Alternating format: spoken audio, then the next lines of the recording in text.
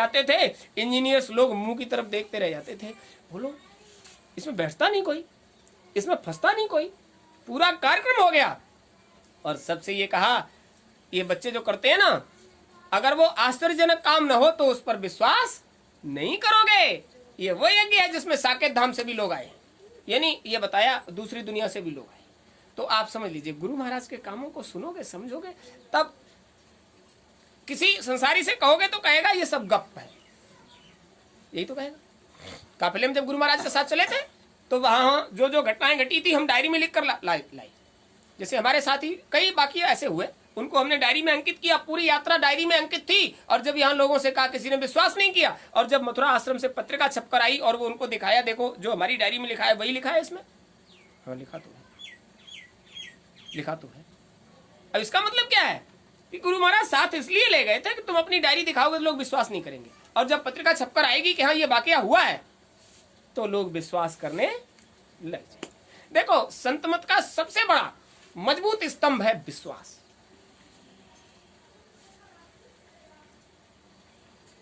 कलयुग समने आन युग, जो नर कर विश्वास।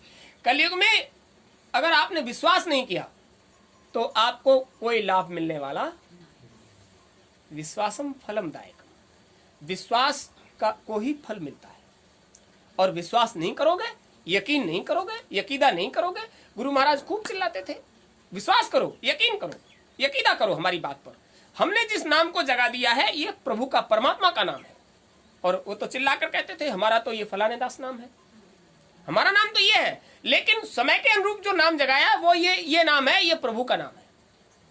और आज भी संसार में 90% लोग इस बात पर विश्वास नहीं करते, और नहीं करते तो दुख है, तकलीफ है, परेशानियां हैं, संकट है।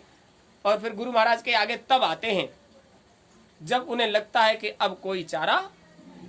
अपने यहाँ एक दीवान जी आते थे, वो पुलिस वाले, जब आते थे तो अरे चलो ठीक है आप बढ़िया करते हो, लेकिन इससे क्या हो जाएगा, अरे ये लोग बढ़िया से करें, ऐसे करें, वैसे करें। अब वो सब कुछ करते थे, और फिर आकर मत्था टेक दिया, अब तो बहुत तकलीफ है, कोई आराम नहीं, सब जगह भगतई कराई, डॉक्टरी कराई, बहुत ठग लिए। और हमने कहा तुम जहां जहां जा रहे हो वहां ठगे जाओगे, और वही हुआ, खूब ठगे गए। और फिर आकर मत्था टेक दिया, अब तो हम और हमारा पूरा परिवार परेशान। अरे परेशानी की दुनिया में हो तो परेशान तो हो गई, और संकट को साथ लिए फिर रहे हो तो संकट तो तुम्हें वो अपने हिसाब से ही लेगा। और वो यहाँ आ गए, प्रसाद दे दिया, अब तो बहुत रोज से आया ही नहीं, अब आराम हो गया, अब क्या बात है। वो ठगने वाले ठग लेते तो ठीक रहता, प्रसाद पा गए, आराम पा गए, तो अब आने की क्या जरूरत है। तो ये है दुनिया, तुम्हारा जो काम है उसे तुम करो। देखो बड़ी बात बताते हैं, तुम संत मत में जुड़ गए हो तो तुम्हारा धर्म है महात्माओं के उपदेश के हिसाब से चलना। महाभारत का युद्ध चल रहा था, युद्ध में दोनों सेनाएं रोज लड़ती थी और बहुत वीर मारे जाते थे, रोज हत्याएं, रोज मारे जा रहे थे वीर। युधिष्ठिर ने क्या कहा, देखो भैया युद्ध हो रहा है, हम मध्य रात्रि तक तुम्हारे सबके संपर्क में रहेंगे। अब ऐसे युद्ध में साधन भजन का समय भी तो थोड़ा बहुत चाहिए, उस परमात्मा को याद करने का समय भी तो चाहिए। इसलिए मध्य रात्रि के बाद और सुबह होने तक हमारा साधना का समय है, हमारे संपर्क में कोई नहीं आएगा। हमारा साधना का समय है, हमारे संपर्क में कोई नहीं आएगा। मध्य रात्रि तक तो अनुचर, परिचारक, सेवादार जितने थे सब बने रहते थे, और मध्य रात्रि तक उनसे कह दिया जाओ हटो, सब लोग चले जाइए, अब हम साधन भजन करेंगे।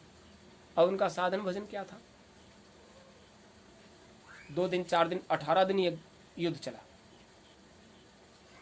अब जिस दिन से युद्ध शुरू हुआ उस दिन से उन्होंने साधना का समय मध्य रात्रि के बाद रखा। एक देवी कह रही थी कि वो कहते हैं रात को ये सब सो जाते हैं, परमात्मा कभी नहीं सोता।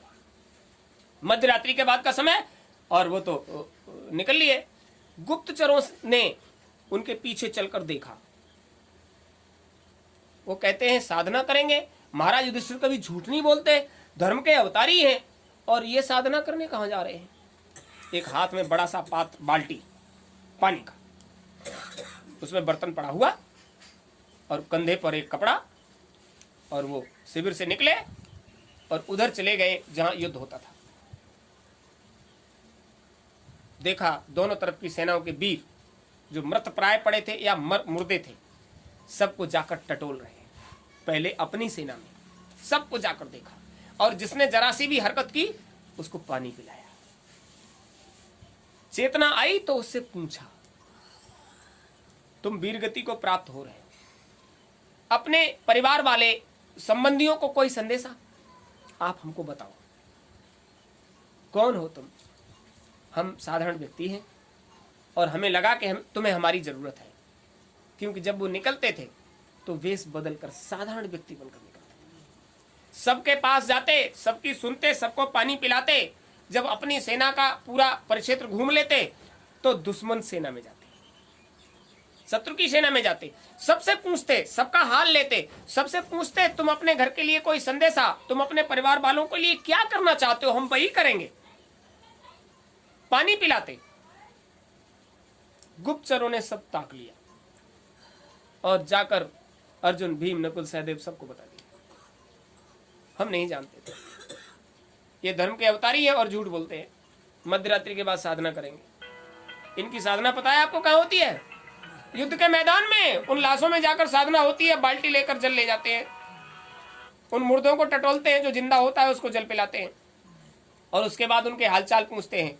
और अपनी तो अपनी, ये दुश्मन सेना के भी साथ यही व्यवहार करते हैं। ये साधना है इनकी। सुबह होते ही सारे भाइयों ने घेर लिया, महाराज ये क्या कह रहे हो, ऐसा क्यों करते हो? आप कभी झूठ नहीं बोलते थे, लेकिन आपने झूठ बोला है। बोले नहीं, हमने तो झूठ नहीं बोला। बोले आपने कहा मध्यरात्रि के बाद आप साधना करोगे। हाँ, बोले हम साधना करते हैं। आप झूठ बोल रहे हो। गुप्तचर ने बताया कि आप युद्ध भूमि में जाते हो, दोनों सेनाओं के उन मुर्दा लाशों को टटोलते हो, और जिसमें चैतन्यता होती है उसको पानी पिलाते हो, उससे पूछते हो तुम्हारे घर वालों को क्या संदेशा देना है, और यह हम लोगों को बरगलाते हो तुम साधना करते हो। अरे अपनी सेना के वीरों के साथ ऐसा व्यवहार करो तो ठीक भी है, और तुम दुश्मन सेना के साथ भी ऐसा करते हो। क्या बोले? ये बिल्कुल सही बात है कि हम मनुष्य का शरीर लेकर आए हैं, तो हमारा इस शरीर में धर्म क्या है? ये जितने मरे पड़े हैं या मरने की स्थिति में पड़े हैं, ये सब मनुष्य हैं। हमारा धर्म है, मरने वाले का कंठ जब सूखता है तो उसको अन्न की नहीं, पानी की आवश्यकता होती है। हमारा धर्म है प्यासे को पानी पिलाना। मनुष्य का धर्म है किसी प्यासे को पानी पिलाना, और वो तो अब शरीर छोड़कर जा रहा है, उसको पानी पिलाओगे तो उसको, उसकी जीवात्मा तुम्हें दुआ देगी। हम साधना करने जाते हैं, मरने वाले की भी साधना करना मनुष्य का धर्म है। हम उनको भी पानी पिलाते हैं, और मरने वाले का कोई मित्र और दुश्मन नहीं होता, वो मरने वाला है।